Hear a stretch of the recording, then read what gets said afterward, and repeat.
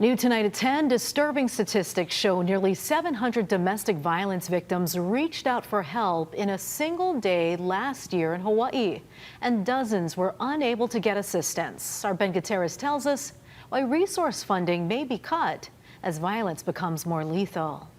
The Hawaii State Coalition Against Domestic Violence says on September 4th of last year, 12 domestic violence programs across the island served 579 adult victims and their children and answered 93 hotline contacts.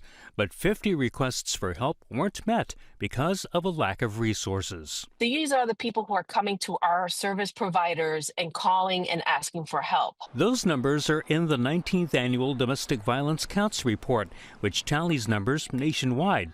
Hawaii's statistics haven't changed much from a year ago, but the coalition's executive director says they don't tell the whole story. There are certainly a lot of people who are going to be going directly to the courts to petition for a protective order, for instance, or a lot of people who may be calling law enforcement and reporting domestic violence. And the cases are becoming more complex and deadly. Anytime someone is not served, the incidences of or the risk of additional violence increases. So the lethality for that person might increase as well. That's been seen in the attempted murder case against Maui anesthesiologist Gerhard Koenig, who allegedly tried to push his wife off a cliff and beat her with a rock in March.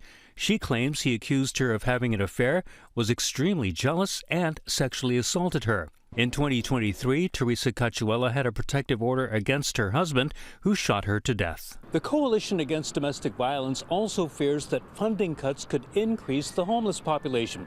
That's because domestic violence victims often have nowhere else to go but the streets. When somebody is actually fleeing domestic violence or attempting to flee domestic violence, housing is one of the biggest considerations they have, especially in the state of Hawaii. The state currently receives $3.5 million under the Federal Violence Against Women Act and another $1 million for domestic violence shelters.